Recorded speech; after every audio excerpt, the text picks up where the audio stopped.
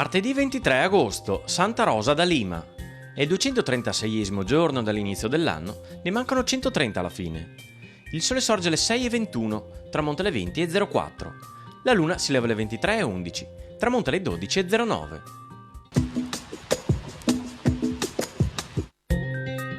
I trevigiani, stretti in lega con Bassano, Padova, Vicenza, Verona e Venezia, conquistano il castello di San Zenone, dove si era rifugiato Alberico da Romano, che viene catturato e trucidato assieme a tutta la famiglia. Con lui si estingue la stirpe degli Ezzelini, che le città venete avevano giurato di estirpare dalla terra come mala pianta.